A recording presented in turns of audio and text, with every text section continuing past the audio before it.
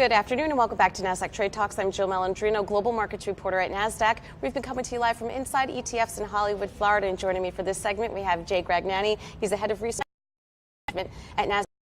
We'll take a look at thematic ETFs, next-gen thematic ETFs. Jay, it's great to have you with us at Inside ETFs. And what are some of the biggest trends that you're seeing developing right now in the ETF space? Yeah, this conference is always great because you get a good sense of what the ETF industry is doing at large and talking with all of the ETF issuers and the partners and the index providers, but then also a lot of the market participants, the advisors that are actually using the products in the marketplace.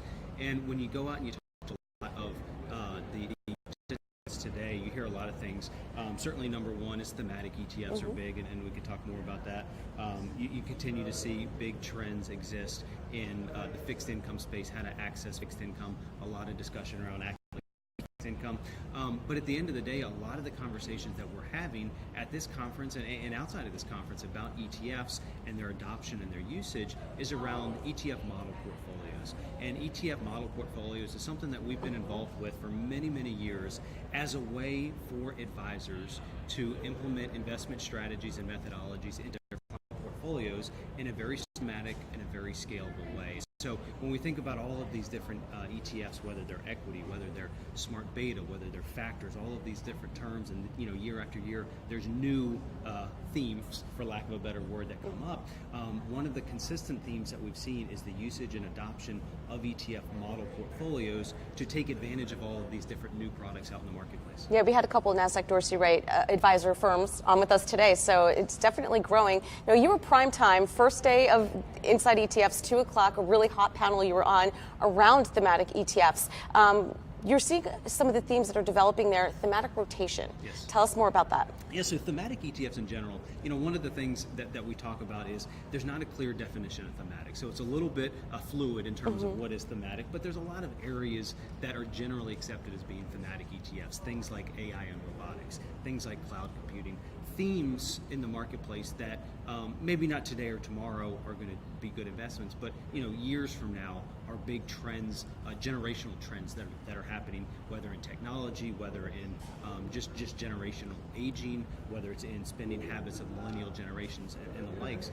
But when you look at all of these different new themes out there in the marketplace, they're hard for many investors to necessarily grasp and understand, what is AI and robotics? What does big data and analytics mean for investors? And, you go back to, if you've ever watched poker on TV, the World Series of Poker, you see the probabilities as cards are coming down. That's an example of how technology, big data is being utilized. You watch baseball today and you see all kinds of stats. Baseball is a sport that has, very much adopted the use of big data and analytics out in the marketplace. And so you then take that and say, okay, how do I invest in that type of theme? And that's where you see a lot of these ETFs out there in the marketplace and being able to exploit some of those different thematic ideas in the marketplace.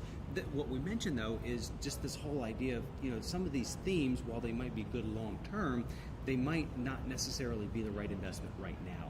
And so going back to what we've been having conversations with around model portfolios is having a sleeve or a carve out of your portfolio that is focused on thematic rotation, meaning when you have 20 to 30 different thematic ETFs out there in the marketplace that are looking at different themes, some around disruptive technology, some around generational ideas, some around big data and that type of stuff, is being able to invest in those themes that are in favor, but also understanding which themes are not in favor at this point in time. Right. It's something that we've talked a lot about over the years on traditional sector rotation portfolios. Is being invested in the right sectors is really, really important, but at the same time, understanding which sectors to be out of and being underweight or out of those areas that just simply are not performing at this point in time. That's a really good point that you bring up. So next generation thematics that are going to be relevant. You already spoke about cloud computing.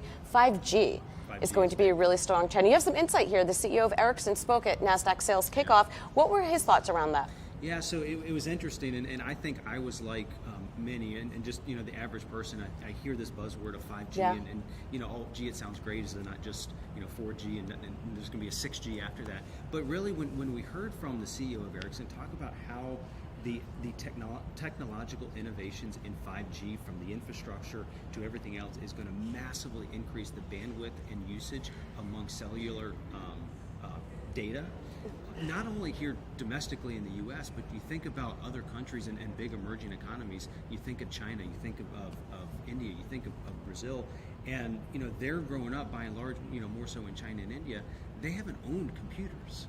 Their first computer is going to be the smartphone, and they're going to have to use data, cellular data, to access. They're not going to have Wi-Fi.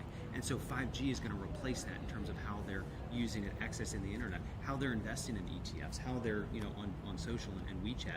And so if there's not this massive infrastructure build that is taking place like Ericsson's working on right now, that is not going to be possible. And we're going to be sitting there with the little wheel spinning on our phones. But there's companies out there like Ericsson that are investing in the technology that 5G is going to massively change the way we do business.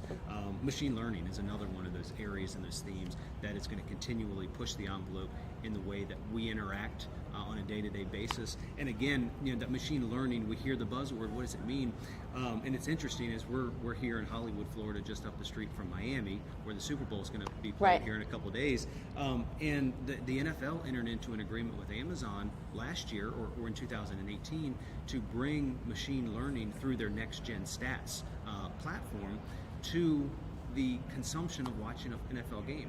And so when you look at a game and you see a quarterback, Patrick Mahomes is going to drop back, you can now see through those next-gen stats, that Amazon and the NFL partner with, what the probability is that his receiver is going to catch the ball based on all of these other different environments and these field factors. And that's an example of how machine learning and AI is currently impacting the ways that we even do things as simply as watch football games. That's so it's going to be fascinating. exciting to see how the future goes in terms of how we're investing in these companies that are changing the ways that we live our day-to-day lives. That's awesome. Great insight. Thank you so much, Jay. And thanks for joining us on Trade Talks.